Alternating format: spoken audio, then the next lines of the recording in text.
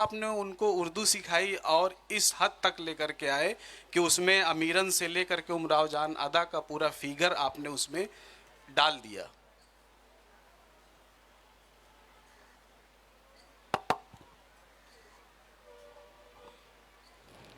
आपने सवाल जवाब दोनों को लपेट लिया है। लेकिन देखता हूँ मैं इसका कोई सिरा नज़र आए तो फिर मैं आपको बताऊँ। देखिए, फ़न में कोई हद नहीं होती है। कोई कहाँ का है, कोई कहाँ का नहीं है, इससे कोई मतलब नहीं। सवाल ये कि जब एक कलाकार एक शख्सियत को गहराई से और दिल से महसूस करता है, तो वो चाहे कि केरला का हो या तमिलनाडु का हो, वो उसको अवध के बनने में कोई तकल्लुफ़ नहीं होता है, क्योंकि उसको मालूम है कि मैं एक इंसान का किरदार पेश कर रही हूँ, और इंसान के किरदार में वही धड़कन है जो एक कहीं के भी की शख्सियत में हो सकता जी है। जी। क्या तमिलनाडु का दिल अलग होता है और अवध का दिल अलग होता है? ये तो नहीं है ना। ज़बान भी सबकी वही है। अब उस ज़बान में एक चाशनी, एक एक जो लोच है। नगमगी, एक लोच लाना, ये उनकी भी उमंग है। अगर उनमें वो ना हो तो हम जी नहीं जी ज़बरदस्ती कुछ कर सकते हैं। जी जी। तो उस उनकी शख्सियत में एक एक खोज है। खोज मतलब थी, और उस खोज से उन्होंने जो ज़बान की और ज़बान के साथ जुड़े हुए किरदार की और एहसास की जो सच्चाई थी, वो निचोड़ के उन्होंने अपने फ़न में समोली। तो रेखा ने, और मुझे लगा ये था उनको देख के कि शायद ये कर सकती हैं, क्योंकि बहुत से लोग जो हैं वो अपने ही कल्चर के होते हुए भी इतने ऐंठ जाते हैं जी कि वो आपके बेकार हो जाते हैं। बहुत से लोग थे जो जी अवध जी। के थे, लखनऊ के थे, उनको भी मैं ले सकता था। लेकिन मुझे लगा था कि उनको एक एक फीलिंग थी, आई नो इट ऑल वाली, यस। जो मुझे लगता है फ़न के लिए बहुत ही एक खतरनाक। मुज़िर चीज़ है। जी जी जी अगर आपको ये लगता है कि आप सब कुछ जानते हैं, तो आपको कुछ हासिल नहीं होता है। जी हासिल होने के लिए तो उरूज फ़न को मेरी दहलीज पर उतार मुझे। जी। मैं अपने घर को बुलंदी पे चढ़ के क्या देखूं? उरूज फ़न मेरी दहलीज पर उतार मुझे। तो जब तक आप दहलीज माशाल्लाह। जी से अपने फ़न को नहीं देखते हैं, उस ज़माने को नहीं देखते हैं, तो आप ड्रोन आपको क्या दिखाएगा? जी तो मतलब ये कि उस शख्सियत को वहाँ पहुँचाना और उसका पहुँचना, ये दोनों हम दोनों का एक तरीके से एक एक 11 वाला मामला है। जी जी। सर इसी से मिलता जुलता मिलता जुलता। और एक सवाल है। जाहिर सी बात है कि कुछ जैसे उमराव जान अदा नावल आप सब ने पढ़ी होगी, तो उमराव जान में मिर्ज़ा हादी रसवा का यही काम रहता था। थोड़ा सा उमराव जान को इंस्टिगेट करते थे वो, तो उनके अंदर जो तख्लीकियत थी वो उभर करके सामने आती थी। तो मैं जाहिर सी बात है मैं भी वही काम कर रहा हूँ कि थोड़ा थोड़ा आपको छेड़ रहा हूँ, और जिससे हमारे जो ये दर्शकगण हैं या सामेईन हैं वो उससे लुत्फ़अंदोज़ हो रहे हैं कि आपका जो एक जो क्रिएटिव राइटिंग का जो सफ़र है वो 4 शहरों के दरमियान बटा हुआ है, लखनऊ, कलकत्ता, मुंबई और दिल्ली। तो जाहिर सी बात है कि आपने लखनऊ से आगाज़ किया और उसके बाद कलकत्ता गए। अलीगढ़ भी कलकत्ता, डालिए जी बीच में। हाँ, अलीगढ़ तो आपका तालीमी इदारा रहा और वहाँ से भी आपने तहज़ीब को बहुत कुछ जिला बख्शी।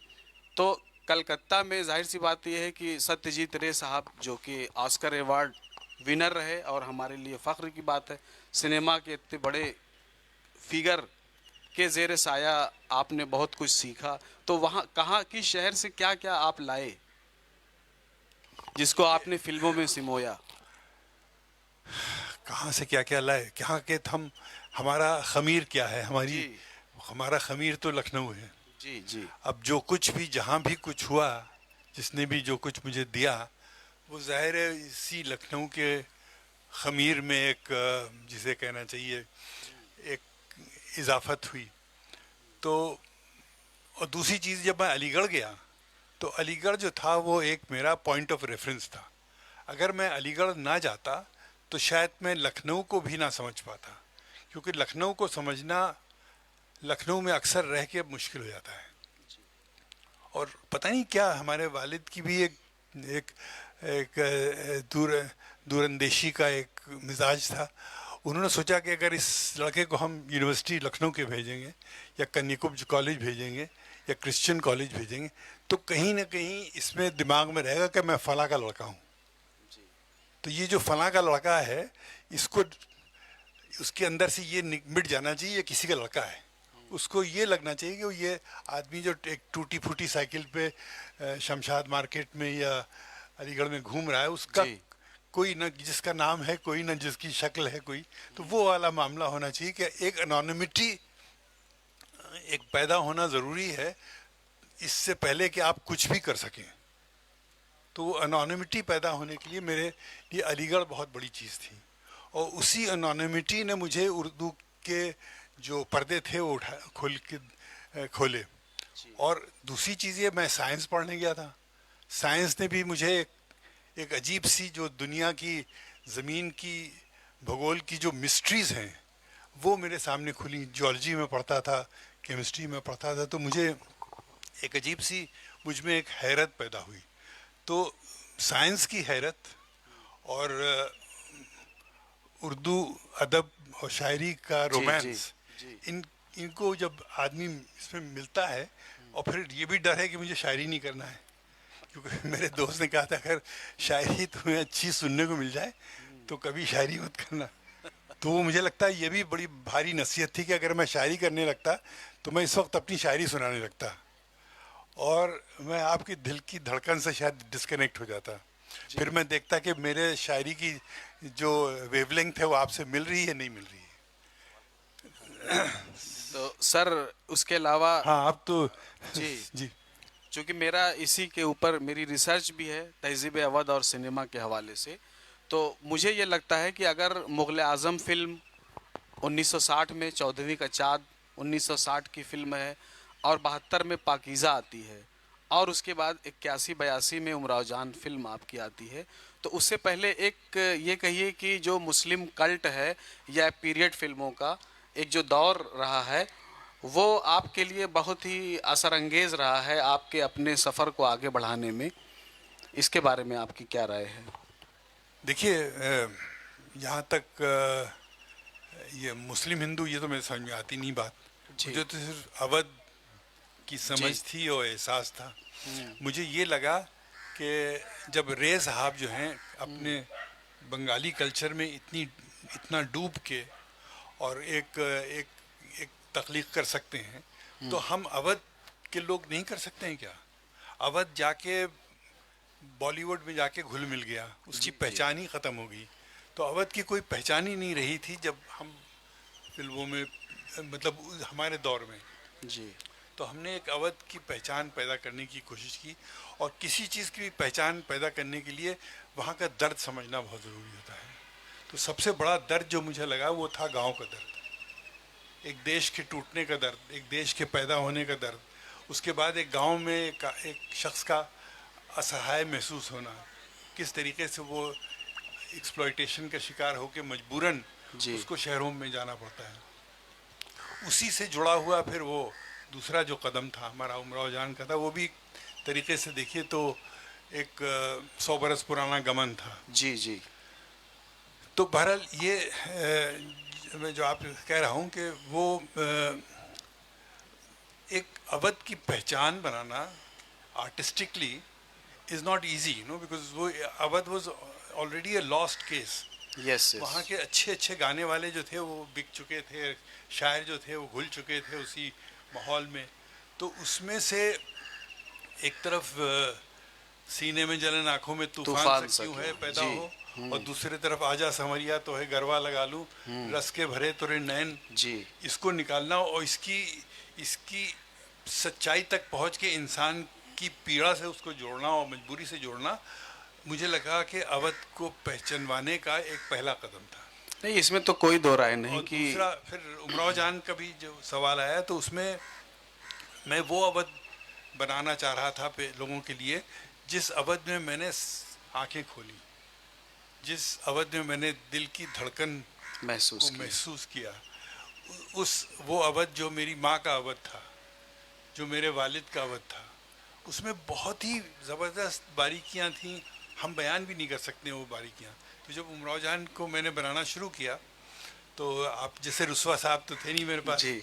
तो मैंने वो किताब को टेप करके उसको मैं सुनता गया सुनता गया सुनता गया। उसमें से अवध के कितनी सुबहें, कितनी शामें, कितनी दोपहर, कितने महीने सब नज़र के सामने आते गए। और एक इस यहीं पर मेरा पेंटर होना जो था जी। वो बहुत काम आता था, क्योंकि अगर मैं कोई भी दृश्य सोचता हूँ तो उसको मैं अपने कलम से ज़रूर स्केच जोड़ता या हूँ। पेंट, हाँ। अगर मैं उसको ना जोड़ूँ तो मुझे नहीं मालूम मुझे कैमरा कहाँ रखना है, मुझे लाइटिंग कहाँ कैसे करना है। तो मेरे लिए एक कंपल्सिव तरीका हो गया कि कैसे हम एक फिल्म को एक पर्दे पे कैसे दिखाएं, how to write with light, क्योंकि सारा खेल है इज राइटिंग विथ लाइट। जी। जिसको you need inner eye to understand writing with light. आजकल हम लोग सब कुछ कर लेते हैं, लेकिन we can't write with light because we don't know the truth. Yes, of course. The truth is in a lot of intangible realities that we have lost track of. You know what I mean? जिसका कोई नक्शे कदम नहीं बाकी। नहीं है। तो वही है, उमराव जान जो था वो ज़रा आहिस्ता चलो रह गुज़रे हस्ती में, जी। कहीं ये सिलसिले नक्शे कदम टूट ना जाए। टूट तो ना वो जाए। नक्शे कदम टूटने का एक दर्द था, एक फ़िक्र थी। तो असली चीज़ है आदमी को की तालीम जो है उसके अंदर एक फ़िक्र पैदा करती है, और जब तक आप में वो फ़िक्र नहीं है तो आप में वो तेवर नहीं आते हैं कुछ करने के। तो तेवर के लिए सबसे दर्द से फिक्र, फिर आएंगे तेवर, और फिर कला। और फिर कला, जहाँ तक सवाल है, मैं तो कला को मतलब अपने कलाकार को मैं आसमान पर बिठाता हूँ, जी। खुद जी। ज़मीन पर बैठता हूँ, तब तो मैं जाके उसका हाथ थाम पाता हूँ। जी। यही मैंने खय्याम साहब के साथ किया, यही मैंने आशा जी के साथ किया। मैंने अपने दिल को उनके अंदर समो दिया, समो दिया। तभी तो वो लखनऊ वाली बन पाई। जी। जी।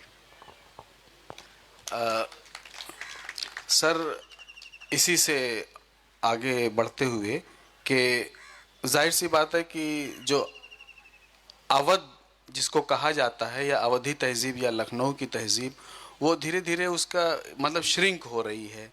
तो इसको हम लोग कैसे महफूज रखें? अब जाहिर सी बात यह है कि उसको लिटरेचर के ज़रिए, सिनेमा के ज़रिए और नए नए प्लेटफॉर्म आ रहे हैं, उसके ज़रिए हम कैसे इसको हम महफूज रखेंगे? इस पे आपकी क्या राय है? ये बहुत ही भयानक सवाल पूछा है इसका, इसीलिए जवाब देना बड़ा मुश्किल काम है।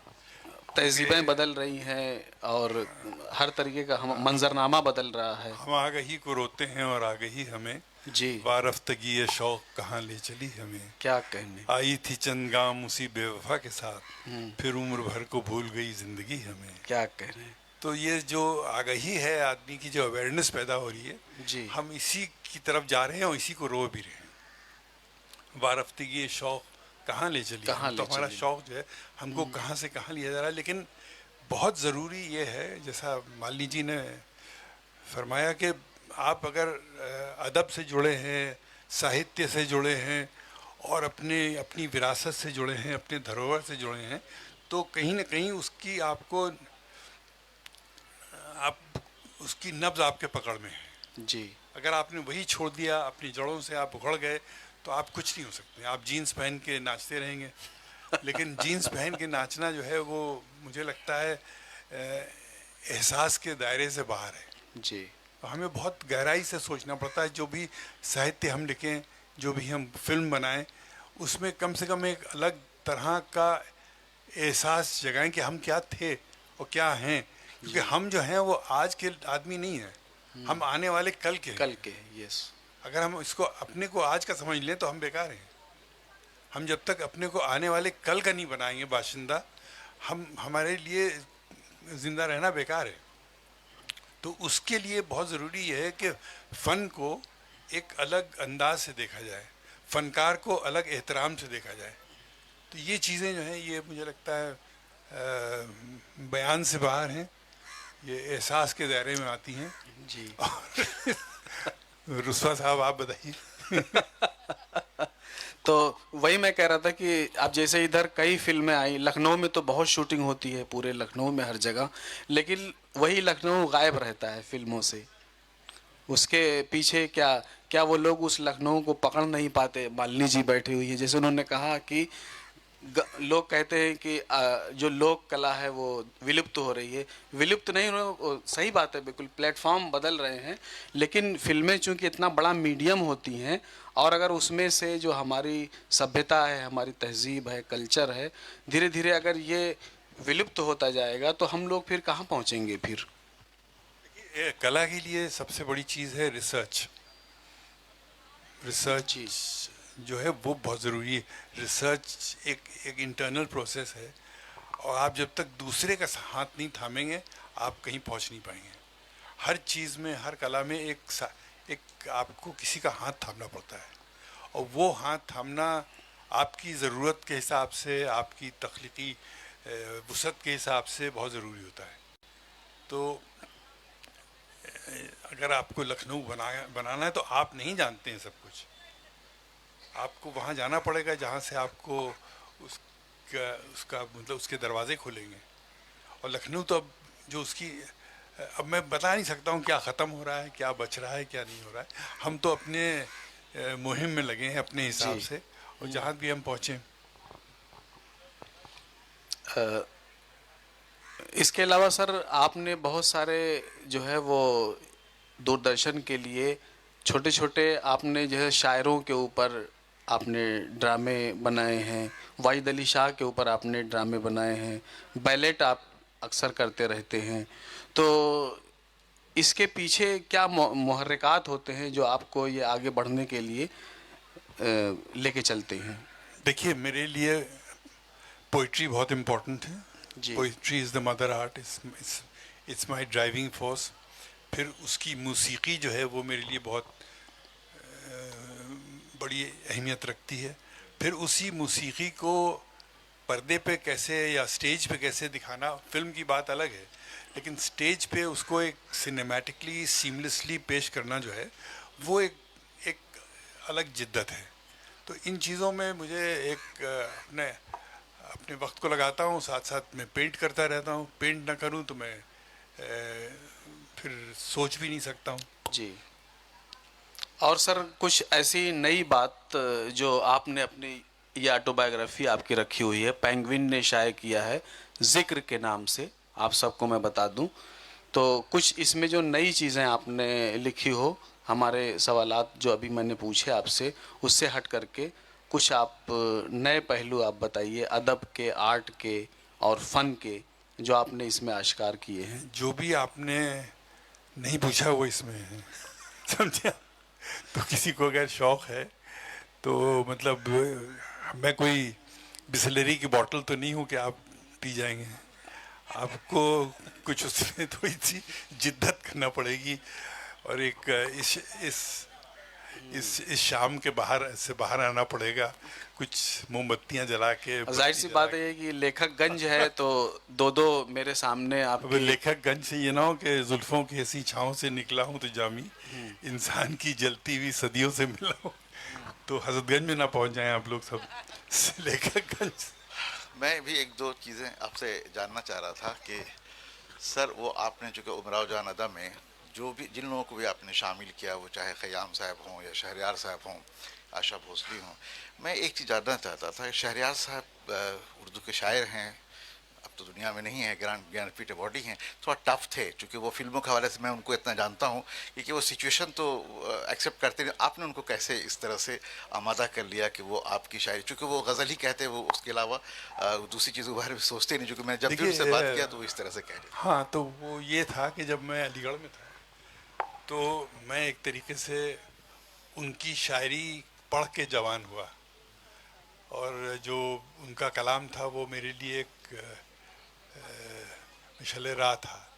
और ये उनकी जो शायरी से मुझे एक इमेजरी का एहसास हुआ, तो वो मुझे लगा कि अगर जब मैं फिल्म के रास्ते पे चला तो मुझे उनकी शायरी ने मुझे रास्ता दिखाया। और फिर मैंने उनसे इजाज़त ली कि भाई ये दो चीज़ें ऐसी हैं जो मैं गमन में इस्तेमाल करना चाहता हूँ। सीने में जलन, आँखों में तूफ़ान सा क्यों है, और फिर अजीब सा नेहा मुझ पर गुजर गया यारों। और फिर मैंने उनको बुलाया भी, और उस वक्त जयदेव जी हमारे साथ थे। अब जयदेव जी में भी एक अजीब सी अदा थी, अजीब सी मस्ती थी। तो हम लोगों ने जो एक मिल के एक ये जो नगमे बनाए हैं गमन के, वो मेरे लिए भी एक अजीब सा नशा था उसमें, और शहरियार को भी एक अपना एक लुत्फ़ आया कि भाई मैं तो कहाँ से कहाँ, मैंने सोचा भी नहीं था कि सीने में जलन का ये नगमा हो सकता है। तो उसका एक अजीब सा उसका एक हाई था। फिर उस फिल्म के नेशनल अवार्ड्स भी मिले, इंटरनेशनल अवार्ड्स भी मिले, म्यूज़िक को भी अवार्ड मिला, फिल्म फेयर में भी। उसके बाद फिर जब मैंने उमराव जान में कदम रखा, तो उसमें भी जो एक औरत की, एक लड़की की एक मजबूरी है, उसकी जो ट्रेजेक्टरी है, एक असहाय बच्ची से एक मतलब सीजन कॉर्टिजान जो ज़िंदगी से मतलब आंखें चार कर रही है, मजबूर भी है, और फिर भी उसको एक अपने प्लेटफॉर्म से देख रही है।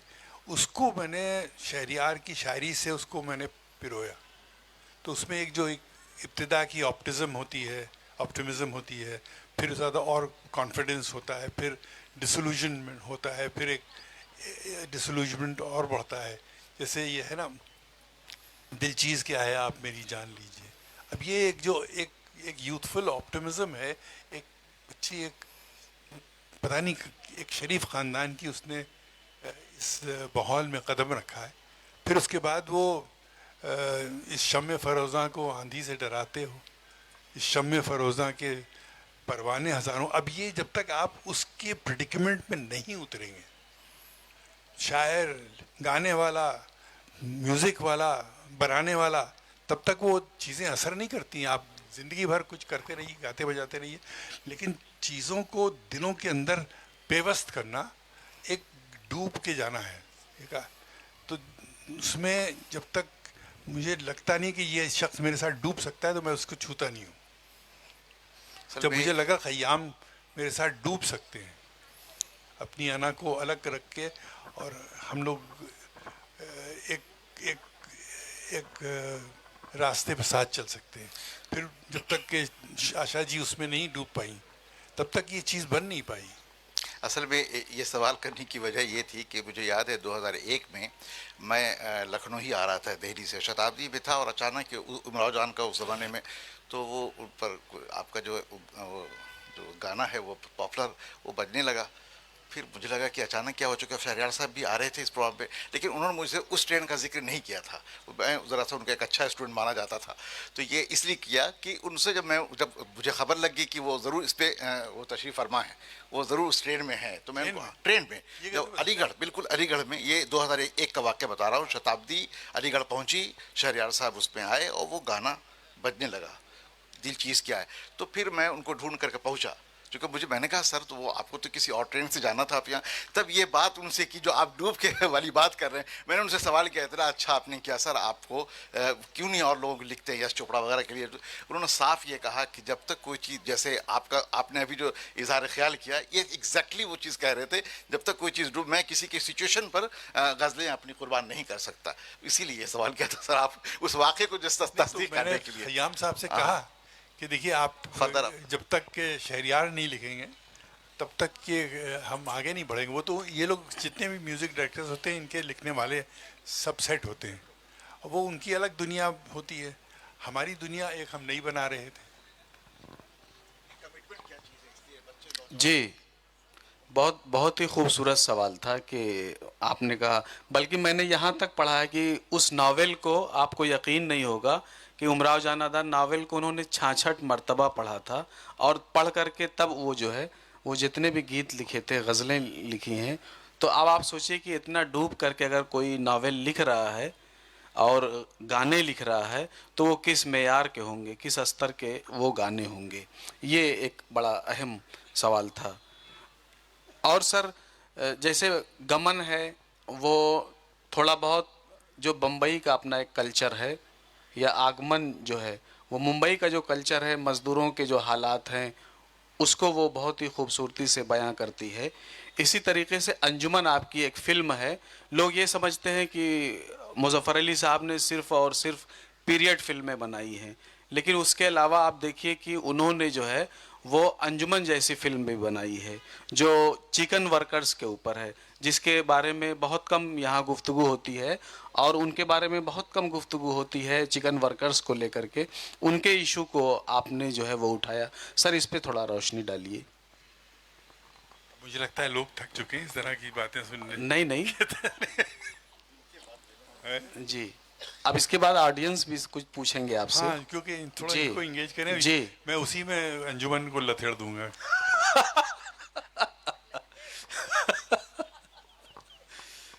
तो मेरे ख्याल से अगर ऑडियंस में किसी का कुछ सवाल हो तो वो अपने सवाल रख सकते हैं यहाँ पे।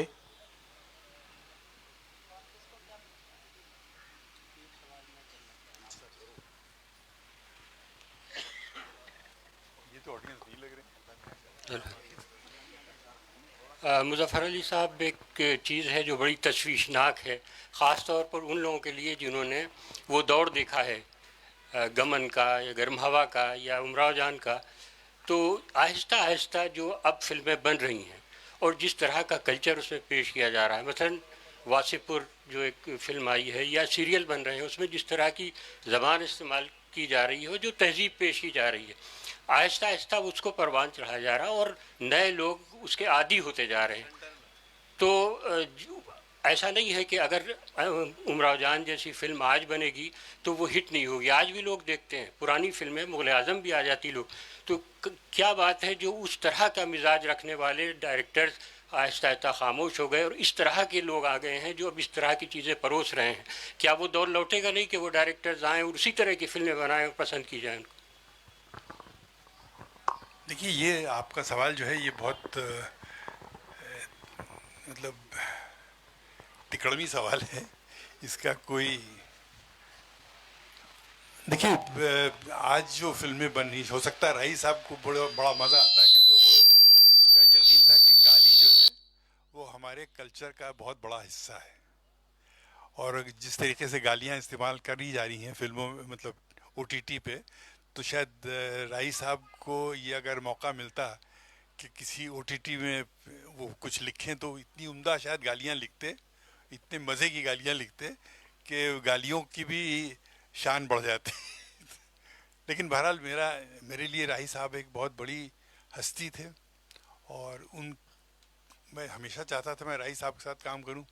तो अंजुमन में जो डायलॉग्स हैं वो राही साहब के लिखे हुए हैं और इतनी उसमें चाशनी है, इतना उसमें इतनी खुशबू है लखनऊ की, और उसमें बेहुदापन भी है थोड़ा बहुत। और लेकिन सवाल ये है कि उसको उस फिल्म को वो आज की होते हुए भी उसमें पुरानी चीज़ों की कदर है, पुरानी इमारतें जो बोलती हैं उनकी कदर है, पुराने कपड़े जो बोलते हैं उनकी भाषा है, पुराने दर्द हैं उनकी भाषा है। वो फिल्म आज की है, वो आज के चिकनकारों की कहानी है। सकता है 10-20 साल का मामला हो, लेकिन इतना कोई तब्दील नहीं हुआ है। तो उस ज़बान को समझना, उस उस मजबूरी को समझना, लखनऊ के उस हुस्न को समझना जिसका कोई अब इस वक्त पुरसान हाल नहीं है, और उसके बाद उसी लखनऊ के हुस्न को एक दस्तकार की मजबूरी के साथ जोड़ना। तो आप जब देखिएगा तो उसमें एक आपको हर फिल्म में देखिए कई लेयर्स होती हैं जी। कोई चीज़ जो है वो एक लेयर की नहीं होती फिल्म में। उसमें रोशनी भी होती है, दर्द भी होता है, मौसीकी भी होती है, राग भी होते हैं, आवाज़ भी होती है, चेहरे भी होते हैं, आंखें भी होती हैं, मजबूरियां भी होती हैं। तो ये जब तक आप उसकी सही लेयरिंग नहीं कर सकते हैं तब तक आप फिल्म नहीं बना सकते। आज जो फिल्में बन रही हैं वो उनके जो कपड़े हैं वो लगता है सीधे वो कलकत्ता या इस तरीके की अदा से लेके सीधे वो उन्होंने ओवर द टॉप कपड़े पहना दिए। वो कपड़े की कोई भाषा नहीं है, कपड़े बोलते हैं भाई। जो एक जी सड़क जी पे बैठा हुआ फकीर है, उसके कपड़े ज़्यादा बोल रहे हैं बनिस्बत जो हम लोग बंटन के, मार्क्स एंड स्पेंसर्स के और इसके उसके कपड़े पहन के आते हैं। तो जब तक आप कपड़ों की भाषा नहीं समझेंगे तब तक उसका दर्द नहीं समझेंगे। तो फिल्म में सबसे बड़ा मसला होता है कि आप किस तरीके से उसको सजा रहे हैं। अब मैं जूनी एक फिल्म बना रहा, तो मैंने क्या किया, मैंने वो है ना चिराग अलाउद्दीन का वाला मामला, मैंने पुराने नए कम्बल खरीदे और पहलगाम के बाज़ार में जो जो ये जो गुजर लोग आते हैं अपने भेड़ लेके, मैंने उन कम्बलों से उनको एक्सचेंज किया, because they had a history, उन्होंने वक्त देखा था। तो कपड़ों ने वो जिन आपको अंदाजा नहीं कि जब तक आप वक्त को बयान कर रहे हैं ना फिल्म में, आप ये नहीं दिखा रहे हैं कि मैं कितना शानदार हूं, आप ये दिखा रहे हैं कि मैं मुझ में कितनी सच्चाई है। तो फिल्म का जो मीडियम है उसको हम लोगों की पटरी उतर चुकी है, उसको चढ़ाना बड़ा मुश्किल काम है, क्योंकि जो पैसा लगा रहा है उन साहब पे, वो भी कहता है यार तू शानदार बना यार, don't worry about research and don't worry about the language of this and that, ये सब उल्टा सीधा है। तो वो उस तरह की समझ नहीं है इस वक्त। तो जो फिल्में आजकल बन रही हैं वो वक्त से जुदा हैं, सच्चाई से जुदा हैं, असलियत से जुदा हैं। और किसी का कोई सवाल? आपसे गुफ्तगू। जी नमस्कार सर। सर हमारी बिसात नहीं है आपसे सवाल पूछे, बहुत स्तरहीन सवाल है लेकिन फिर भी पूछूंगा कि मैं ये पूछना चाहता हूँ कि क्या अभी फुल टाइम शायरी करनी चाहिए? आप करते हैं शायरी? जी नहीं, मैं तो डरता हूँ शायरों से। नहीं, बिल्कुल आपको करना चाहिए। डॉक्टर ने मना नहीं किया शायरी को, हमारे डॉक्टर ने मना किया था। डॉक्टर असगर वजाहत ने कहा था कि अगर तुम्हें शायरी अच्छी सुनने को मिल जाए तो मत करना, लेकिन शायरी आप नहीं करेंगे तो फिर हम सुनेंगे क्या? लेकिन बहुत नॉर्मल सी बात है कि शायरी करेंगे तो खाएंगे कहाँ से? जैसे मैं आप खाने की फिक्र मत कीजिए, शायर बहुत मजे में खाता है। कोई शायर भूखा नहीं आज सोता है, या सोते हैं? और ऑडियंस से किसी का कोई सवाल?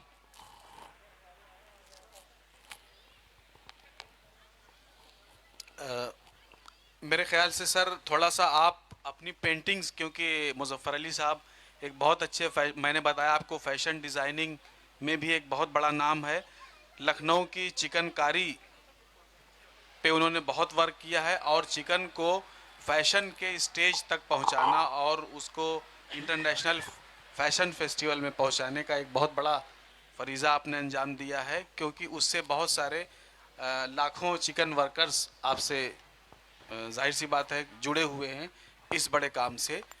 तो उसके अलावा आप अपनी थोड़ा सा सर अभी जो फरसनामा पेंटिंग जो ये कॉफ़ी टेबल बुक रखी हुई है उसके मुतालिक थोड़ा सा आप अपनी पेंटिंग के बारे में, अभी जैसा मालती जी ने बताया कि देखिए, पेंटिंग जो है वो एक मेरी ग़िज़ा है।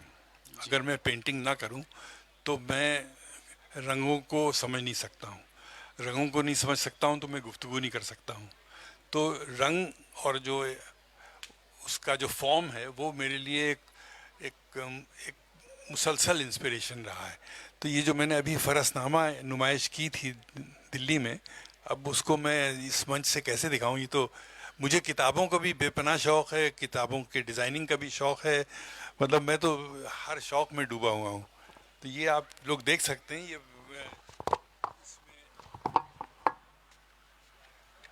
तो मेरा घोड़ा है जिसके नाम पे मैं बरक साहब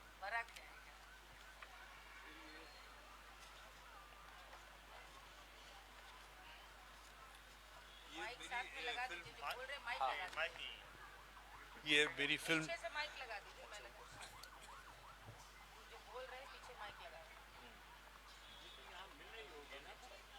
ये आपको नेट पे मिलेगी अभी। तो ये मैं फिल्म बना रहा था रूमी पे, तो उसके तमाम सब मनाजिर हैं जिनको मैंने स्केच किया है।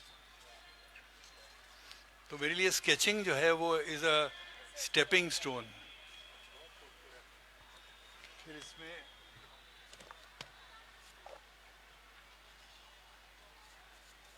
फिर मैंने एक लिफ्ट बनाई है 30 फुट ऊंची अपने लड़के के घर के लिए बॉम्बे में।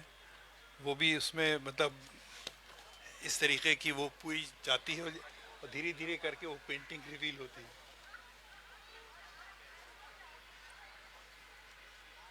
ये these are all dialogue with my horse, you know.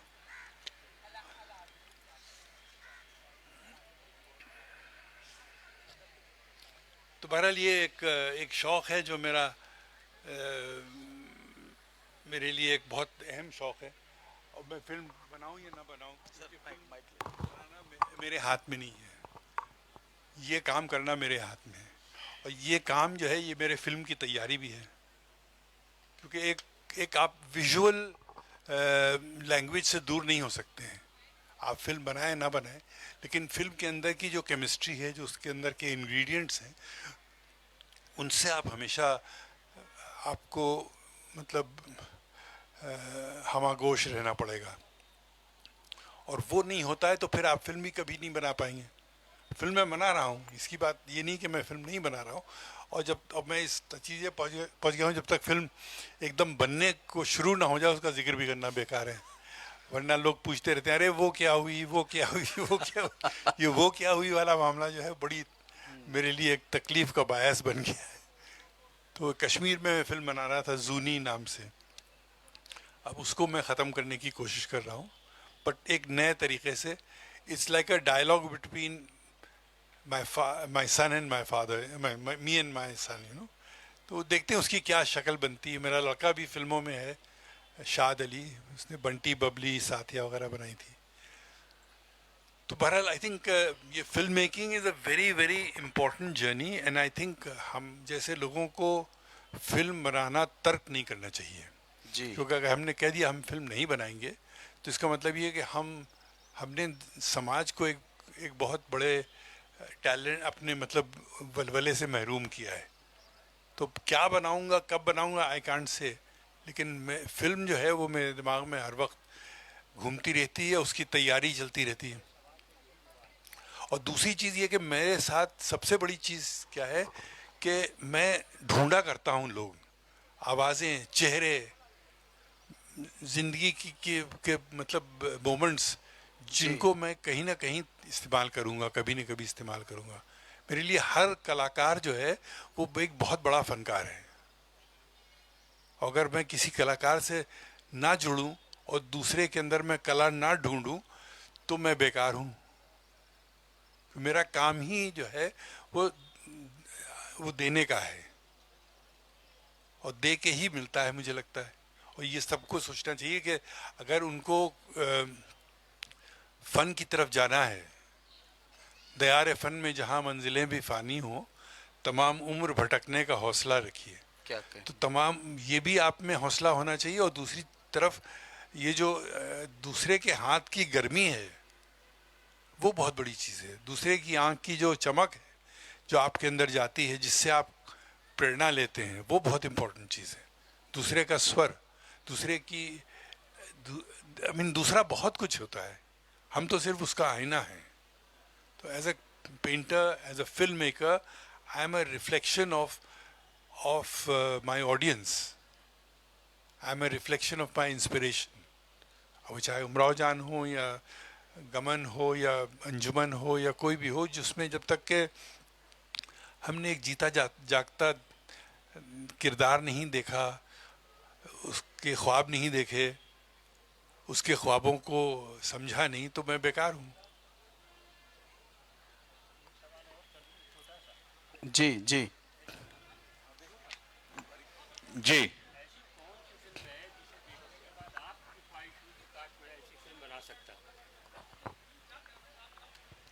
ये हर आदमी की अपनी फिल्म होती है, और हर आदमी की एक दूसरी फिल्म होती है जो देखता रहता है। हम रोज़ देखते हैं फिल्में, कोई ऐसा शख्स नहीं आज जो रोज़ फिल्म ना देखता हो।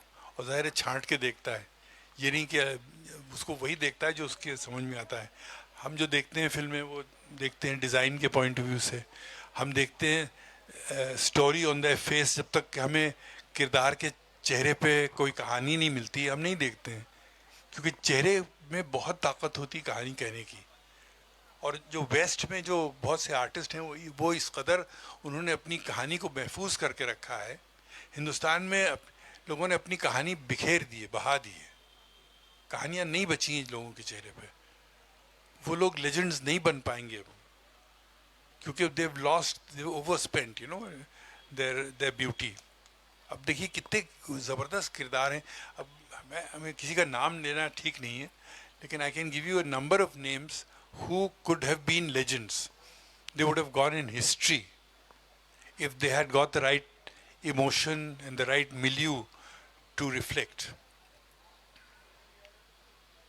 मर्द तो हिंदुस्तान के मुझे लगता है थोड़ा सा they become too hard, you know.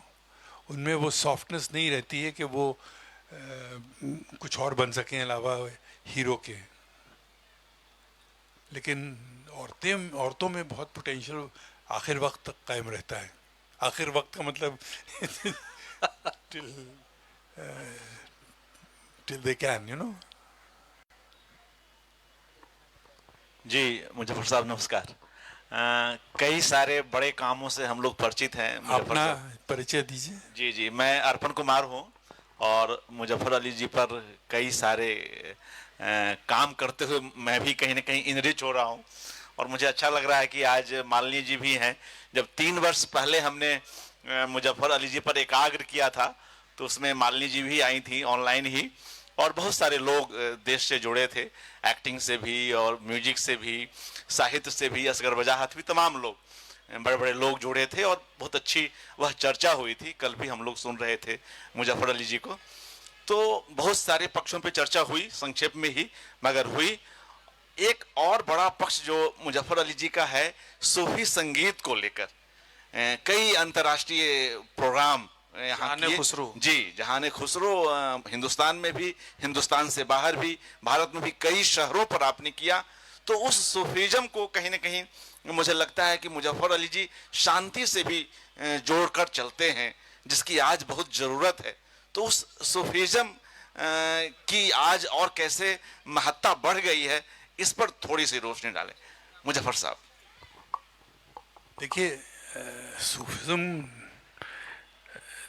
तो मतलब चीज़ों को दिल से देखने का तरीका है। जब तक आप चीज़ों को दिल से नहीं देखते हैं, दिमाग से देखने से कुछ मिलता नहीं है। और जब आप देखते हैं समाज बट रहा है अलग अलग फ़िरक़ों में, अलग अलग टुकड़ों में, तो उसको कौन सी ऐसी चीज़ है जो जोड़ सकती है? वो मुझे लगता है सिर्फ एक चीज़ है, वो है मोहब्बत। अगर मोहब्बत नहीं है और इंसानियत नहीं है तो आप इंसान को हर वक्त डराते रहेंगे, बांटते रहेंगे, सब कुछ करते रहेंगे। तो इसका एहसास मुझे पैदा हुआ जब मैं कश्मीर में फ़िल्म बना रहा था जूनी, कि एक तरफ तो इतना वहाँ इंसर्जेंसी और तशद्दुद और मिलिटेंसी थी, और दूसरी तरफ सूफिज़म एक ऐसी चीज़ थी जो कहीं ना कहीं समाज को पकड़े हुए बैठी थी। एक बड़ा अम्ब्रेला है।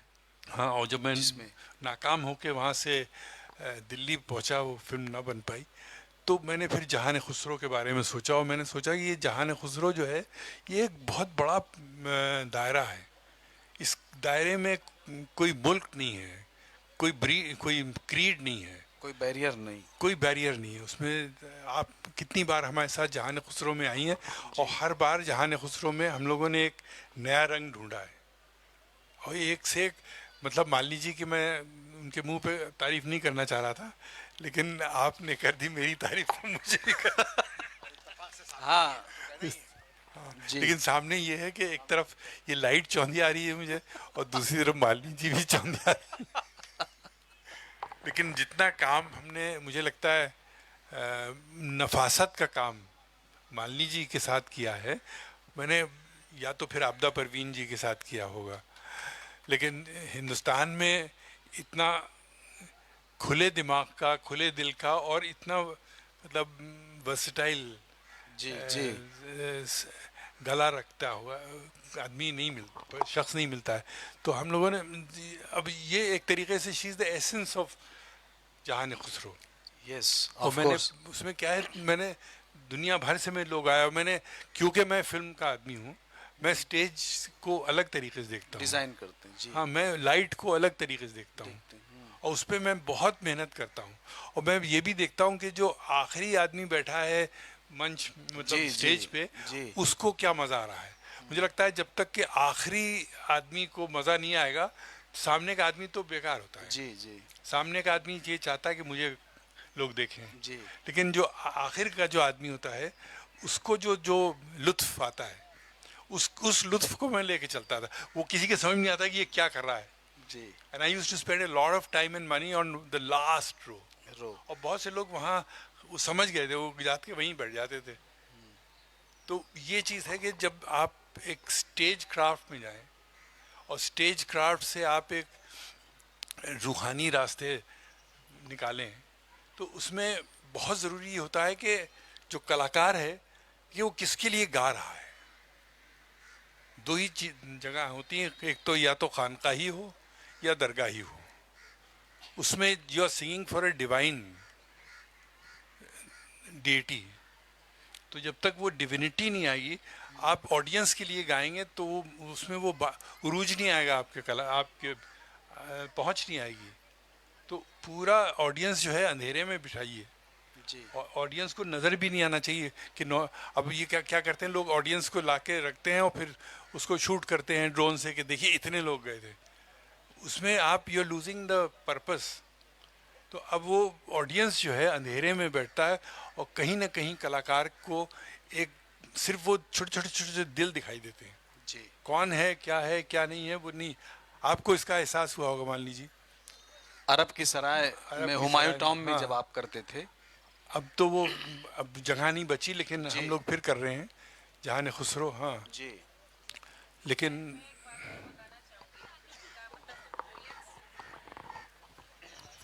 मतलब I can go on and on about Muzaffar Ali साहब and Meera ji together. They are दोनों मतलब इतने कॉम्प्लीमेंट करते हैं एक दूसरे को। एक बार श्रीनगर में जी हम लोग गए और उस समय जहान खुसरो के लिए मेरी खुशकिस्मती थी, आपने हमें दावत दी, गाना है, तैयारी हुई, हम लोग गाने गए। और पहले से जहाँ तक हमें याद है, चार चिनार के नीचे प्रोग्राम पहले तैयार था, तय था कि प्रोग्राम वहाँ होगा डल लेक के पास। और एक दो दिन पहले ही कुछ वाकया हो गया और जाहिर है इजाज़त नहीं मिली। और जो वहाँ पर सबसे खूबसूरत ऑडिटोरियम जो मुझे लगता है दुनिया के सबसे शानदार ऑडिटोरियम्स में है, शेख क्या नाम जी, SKICC, वहाँ पे प्रोग्राम तय हुआ। एक दिन का वक्त था और हमें मालूम था कि उनका क्या विजन है, वो किस तरह से पेश करते हैं, किस तरह से एक, जैसे आप खुद ही बयां कर रहे हैं कि वो ऑडियंस भी ट्रांस में जाती है क्योंकि वो ऐसा माहौल बन जाता है। कहाँ किसी ने आउटडोर सोचा हो, इतना सामान भर के आया और बात एक छोटे ऑडिटोरियम, उन्हें ऑडिटोरियम बंधना पसंद ही नहीं क्योंकि वो कैद हो जाते हैं वहाँ, वो कर ही नहीं सकते। लेकिन रातों रात मेरे सामने 10 दर्जी आए, बाजार से काला साटन का कपड़ा आया, मीरा जी और आप लोग लगे लगे लगे। शाम को हम जब मंच पे पहुंचे तो मेरे सामने वहां बिल्कुल जैसे काला संगमरमर बिछा हुआ हो और उस पर दिए रखे हुए थे, इस पर चढ़ करके कलाकार बैठ करके इबादत करते हुए गा रहा हुआ। पूरी नक्शा बदल दिया था, कोई कह नहीं सकता था ये स्टेज है, ये ऑडिटोरियम है। आपने तो ये एक चाहते तो कह देते भाई लास्ट मिनट चेंज हुआ है, लेकिन ये उसके लिए करते ही नहीं ना प्रोग्राम ही उनके लिए खुद एक रियाज है, उस माहौल में खुद उस माहौल को जीने का है। वो जिएंगे, इनका कलाकार जिएगा, तब ऑडियंस और आपने जो चीज़ें गाई हैं फारसी जी, में जी। और उर्दू में मिला के, वो भी मतलब नायाब काबिल चीज़ है। रश्क है। जी। आपके संग लंदन आपने हमें, और यहाँ अपना दिल्ली तो हर बार, लखनऊ कितनी बार, मेरी बड़ी बड़ी बड़ी जयपुर, और मेरी बड़ी एक हसरत है, मैंने बोल रखा है आपसे कि हम रूमी के वहाँ पर जाकर के गाएं, तुर्की में जाकर। जब आपकी दिसंबर में जब भी आपकी वो उनकी बेटी कराती हैं जश्न, जब आपकी 17 दिसंबर को मुझे सब याद है, आप जब कहिएगा तो चल देंगे। बर्फ में आप गाएंगी। कोनिया कोनिया वहाँ बर्फ हाँ, बर्फ होती है जी। लेकिन वहाँ का ऑडिटोरियम बहुत ही उम्दा है। वहाँ आप गाएं और पूरे सब वो दरवेश डांस करें तो बड़ा मजा आएगा। कमाल है। हाँ। और किसी का? डॉक्टर प्रार्थना सिंह बैठी हुई हैं, आपका कोई सवाल दीजिए। पीछे पीछे। सबसे पहले तो मैं विवेक शुक्ला कोलकाता से हूं और पेशे से पत्रकार हूं। आज इस मंच से, लेखकगंज के इस मंच से, हमारे दोनों जो विभूति हैं मुजफ्फर अली साहब और जिनके कंठ में माँ सरस्वती का वास है, मालिनी अवस्थी जी, आप दोनों को मैं प्रणाम करता हूं। आज से 21 साल पहले मैंने मालिनी जी का एक इंटरव्यू लिया था और आज बड़े सौभाग्य की बात है कि आज दोबारा इनसे इस स्टेज पे मिलने का मौका मिला। मैं आया था कोलकाता से, मैं कल शाम को ही आया हूं और स्पेशली बुक फेयर के लिए आया था। यहाँ पे हमारी कुछ बुक्स लगी हुई थी और मुझे याद है कि मालिनी जी उस समय अनीस सर जिलाधिकारी थे गोरखपुर के और मैंने इनसे समय मांगा, इन्होंने संग संग समय दिया और मजे की बात है, ये मेरा सौभाग्य है कि इन्होंने अपने हाथ से बना के मुझे चाय पिलाई थी। तो ये और सबसे बड़ी बात है, ये एक आज कलाकार हैं और सबसे बड़ी चीज है कि उत्तर प्रदेश ही नहीं पूरे देश में लोक संस्कृति को, लोकगीतों को जिस तरह से इन्होंने संजोया है, जिस तरह से लाने का प्रयास किया है, और निश्चित रूप से कहीं ना कहीं लखनऊ को और उत्तर प्रदेश को अपना स्थान देता है। और हमारे साथ मुजफ्फर साहब बैठते हैं। आप तो मैंने कहना नहीं चाहिए कि एक समय तक लखनऊ को ये नहीं कहूंगा मैं, लेकिन लोग अगर उमराव जान का नाम आता था तो लखनऊ का नाम आता। जी जी, और अभी भी है। तो ये सौभाग्य है आप दोनों का हम लोगों के बीच में। लेकिन एक चीज मुझे बहुत अच्छी लगी, मैं अभी लगातार आपको सुन रहा था, आपने जिस तरह लोगों के बीच में आप ये तो जितनी सारी चीजें हम लोगों ने देखी हैं, मालिनी जी बहुत करीब से आपको जानती हैं, लेकिन मुझे जितना आज सामने से जानने का मौका मिला, लोगों के मन में आप जान फूंक देते हैं। आपने जिस तरह से कहा कि आंखों में डालने से ऊर्जा आ जाती है, आदमी की साहस जो बढ़ जाती है, वो निश्चित रूप से काबिल तारीफ है। आप इन सब के बाद भी एक मोटिवेशनल स्पीकर हैं, एक जो है आदमी लोगों के बीच में जान भर देने वाले लोग हैं। निश्चित रूप से मैं इस खाली बस आपकी एक चंद खुद लिखता हूं, बहुत लिखता हूं, लेकिन इतना प्रभावित हुआ जिसका कोई मतलब मैं रोक नहीं सका। मैं बोलना नहीं चाहता था लेकिन खुद को नहीं रोक सका, इसलिए कि आज ये मौका मुझे फिर मिलेगा कि नहीं मिलेगा, तो आज मुझे बोल लेना चाहिए और ये मेरा सौभाग्य है। बहुत बहुत धन्यवाद आप दोनों को। पीछे डॉक्टर प्रार्थना सिंह है और डॉक्टर मसीउद्दीन साहब हैं, कुछ सवाल करना चाहते हैं। नमस्कार सर। जी नमस्कार। सर मैं आपकी बहुत बड़ी प्रशंसक हूँ, आपका खास तौर से वर्सटाइल जो आपका व्यक्तित्व है उसका। सर आपने बताया जैसे साद अली के बारे में, तो और आप बता रहे जो आजकल के जो लोग बनाते हैं, तो आपको कुछ उनके में और जैसे उनको ऐसे कॉन्फ्लिक्ट्स आते हैं कि नहीं ऐसे नहीं, उनको ऐसे करना चाहिए? नहीं मतलब ऐसा लगता नहीं है कि आप एक्सप्लेन कर दीजिए सर। बहुत वक्त खा लेंगे वो तो। नहीं जैसे दोनों ही फिल्में सर, जैसे साथिया और बंटी और बबली, दोनों ही फिल्में जैसे एकदम से ना ताजा हवा का झोंका टाइप में लगती हैं, मतलब बहुत अच्छा लगता है दोनों को देख के। तो लेकिन जैसे आप अब मैं क्या क्रिटिसाइज करूं, मैं अपने ही काम करता रहूं, यही बहुत है। मैं लखनऊ आता हूं तो मुझे लखनऊ में बहुत सी चीज़ें बुरी लगती है। मैं चाहता हूं ये ना हो, ट्रैफिक कम हो, ये आवाज़ें कम हो।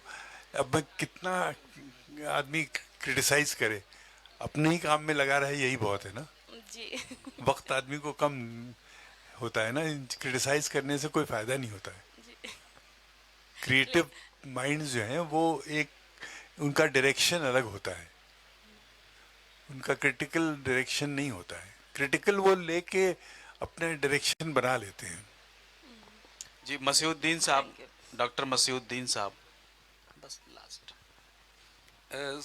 सर ये जो हमारा सवाल है ये थोड़ा मुश्किल और बहुत टफ क्वेश्चन है। वो इस माने में कि जहाँ इतनी बातें हो रही है कि फिल्में बन रही है, सीरियल बन रहे हैं, बहुत सारी बातें हो रही, और इवन ये प्रोग्राम जो कौमी कौंसिल फ़रोग़ उर्दू के तरफ से हो रहा है, डॉक्टर शम्स इकबाल साहब, डॉक्टर मुंतज़िर क़ायमी साहब, सब मुबारकबाद के मुस्तहिक़ है। लेकिन मैं ये कहना चाहता हूँ कि जैसे उर्दू ज़बान की जो स्क्रिप्ट है, जो लिपि है, उसका जो रस्मुल ख़त है, तो उसको बचाने के लिए जो है क्या किया जाए बहैसियत डायरेक्टर के या बहैसियत फ़िल्म इंडस्ट्री के, क्योंकि रस्मुल ख़त का मामला बिल्कुल हटता जा रहा है। ज़ाहिर है उर्दू सभी समझ रहे हैं, बोल भी रहे हैं, लेकिन जो लिखने का मामला है वो हो नहीं पा रहा है। तो उसके लिए क्या इक़दाम हो सकता है, आप का क्या ख्याल है इस सिलसिले में स्क्रिप्ट के लिए सर?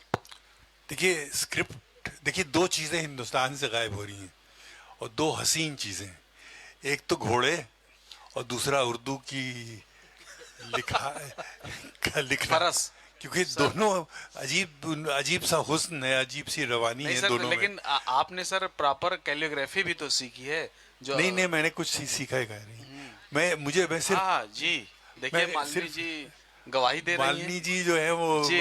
हमें वो अंधभक्त है हमारी।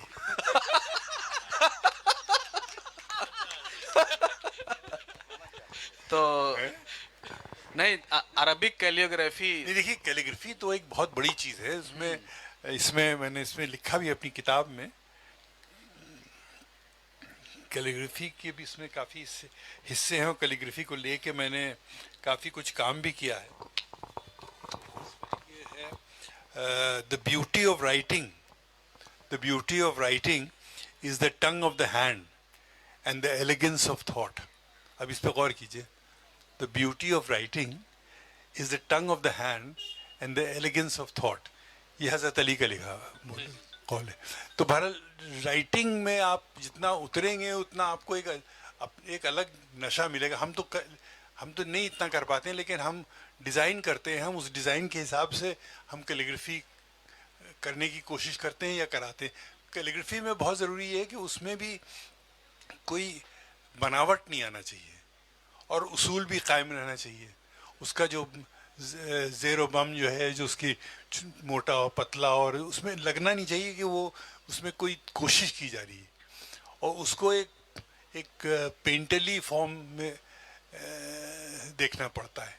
तो उस पर तो देखिए मैं कुछ ज़्यादा नहीं कुछ कर सकता हूँ, मैं सिर्फ अपने ही काम में उसको इस्तेमाल कर सकता हूँ। उसका कोई मैं मुहिम नहीं बना सकता हूँ, उसका कोई आपको मैं नुस्खा भी नहीं दे सकता हूँ, लेकिन इतना ज़रूर है कि एक बहुत बड़ी चीज़ है और इसके बारे में सोचना चाहिए।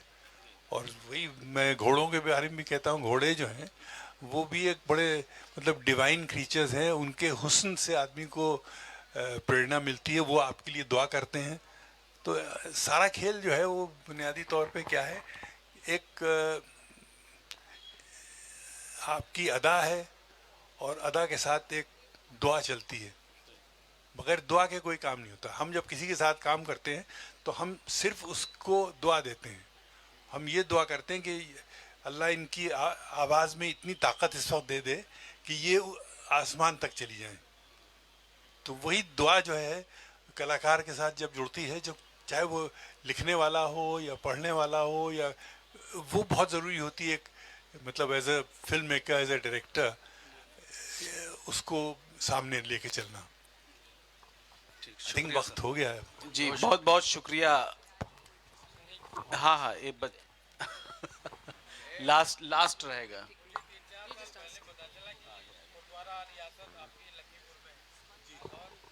हेलो,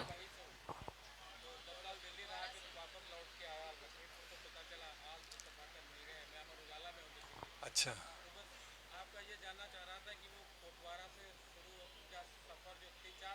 तो बहुत लंबा सा मामला है ना, दौड़ा देंगे लोग मुझे सर वो सीधे कुटवारे पहुंचा देंगे। नहीं नहीं सर, वो भी बता दीजिए जो आप हमारा 26-27 तारीख को आप कर रहे हैं। लखीमपुर महोत्सव, जहाँ पर छोटी काशी और फिर मेंढक मंदिर, तराई और एक कथा शाम के तराई कथा के नाम कुटवारा से। जो है एक बहुत ही इंटरेस्टिंग जगह है। एक तरफ उसका एक आध्यात्मिक वो है और फिर एक प्राकृतिक वो है, उसके बीच में एक जगह है जिसे कुटवारा कहते हैं। वो आप पढ़ लीजिए और फिर उसके बाद मुझको आप सवाल पूछिएगा, मैं आपको दूंगा जवाब। और आप तशरीफ़ लाइए कुटवारा 26 को, नहीं तो 26 को आ जाइए घर। अली साहब से गुजारिश है कि कुछ पोएट्री सुनने को मिल सकती है। सर यार बीच में छिड़की तो थी मैंने इधर उधर, शायद कहाँ से छेड़ूं फसाना कहाँ तमाम करूं। महरूम रह गए, फिर से अगर हो जाए कुछ सूफियाना सर एक दो जी। शेर पढ़ दीजिए उनके तसल्ली के लिए।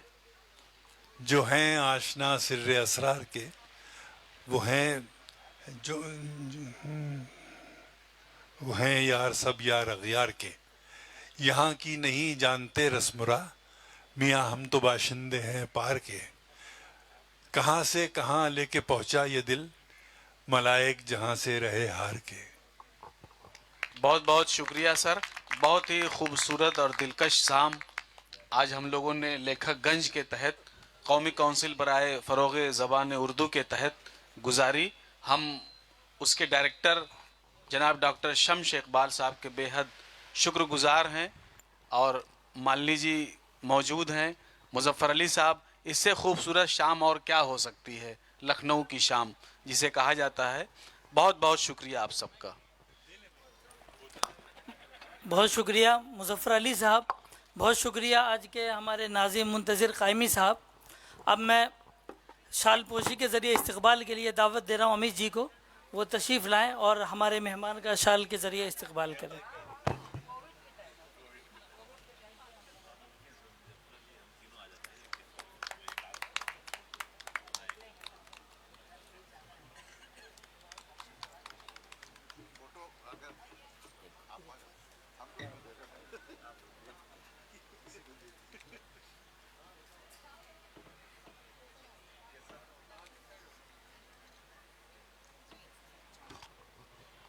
एक अनाउंसमेंट है, अब से सिर्फ 15 मिनट के बाद एक शाम गज़ल का प्रोग्राम है रंगमंच में, और उस शाम गज़ल में इंदिरा नायक जो एक सूफ़ी कलाम उस हैसियत से जानी जाती हैं जिनका कलाम सूफियाना होता है। तो अगर आप लोग अगर यहाँ हैं तो ज़रूर उस तरफ तशरीफ़ ले जा सकते हैं। शुक्रिया।